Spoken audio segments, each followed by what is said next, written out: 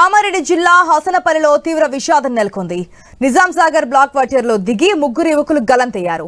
నిన్న సాయంత్రం క్రికెట్ ఆడి అనంతరం ఈత కోసం ముగ్గురు బ్యాక్ వాటర్లో దిగారు. మిగతా స్నేహితులు ఒడ్డుపైనే ఉన్నారు. కొద్దిసేపటికి వారు గల్లంత కావడంతో వారి స్నేహితులు పోలీసులకు సమాచారం ఇచ్చారు. ఘటనాస్థలికి చేరుకున్న పోలీసులు, అగ్నిమాపక సిబ్బంది సాగర్లో ముమ్మరంగా గాలింపు చేపట్టి ముగ్గురుని వెలికి తీశారు. మృతులు సోమార్పేటకు చెందిన హర్షవర్ధన్, తిమ్మారెడ్డి గ్రామానికి చెందిన నవీన్, ఎల్లారెడ్డి పట్టణానికి చెందిన మధుకర్ గౌడ్ గా గుర్తించారు. ఈ ప్రమాదానికి సంబంధించి మరిన్ని అప్డేట్స్ మా ప్రతినిధి శ్రీకాంత్ ద్వారా తెలుసుకుందాం.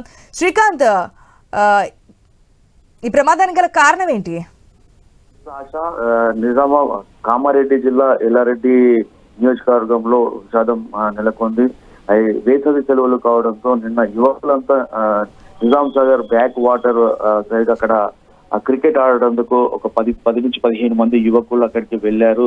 ఆ సాయంత్రం వరకు క్రికెట్ ఆడారు. క్రికెట్ ఆడిన అనంతరం బ్యాక్ వాటర్ లో సరదాగా ఈతకు వెళ్లే ప్రయత్నం చేశారు. అయితే ముగ్గురు యువకులు నిజాం సాగర్ బ్యాక్ వాటర్ లో దిగారు.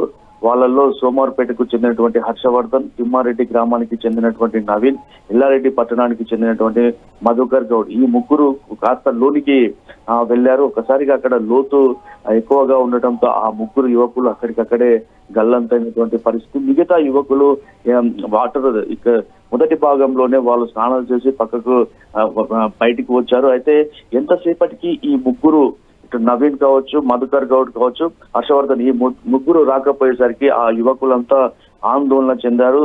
అక్కడి నుంచి వెంటనే ఎల్లారెడ్డి పట్టణానికి చేరుకొని అక్కడ వాళ్ళు పోలీసులకు, అగ్నిమాపక సిబ్బందికి వారు సమాచారం ఇవ్వడంతో, అలాగే వారి కుటుంబ సభ్యులకు కూడా సమాచారం ఇవ్వడంతో వారంతా నిన్న సాయంత్రం అక్కడికి వెళ్ళినప్పటికీ అక్కడ చీకటి పడటంతో ఆ రెస్క్యూ ఆపరేషన్ చేయలేరు. అంటే నిన్న వాళ్ళని ఆ లోనికి వెళ్ళలేని పరిస్థితి. ఇవాళ ఉదయం వాళ్ళ నిజాం సాగర్ బ్యాక్ వాటర్ లోకి వెళ్లి ఆ ముగ్గురు యువకుల మృతదేహాలను వెలికి తీయడం జరిగింది. దీంతో అక్కడ ఉన్న వాళ్ళ కుటుంబంలోనైతే తీవ్ర విషాదం అయితే అలుముకుంది. Asha. Right Srikanth, thanks for the update.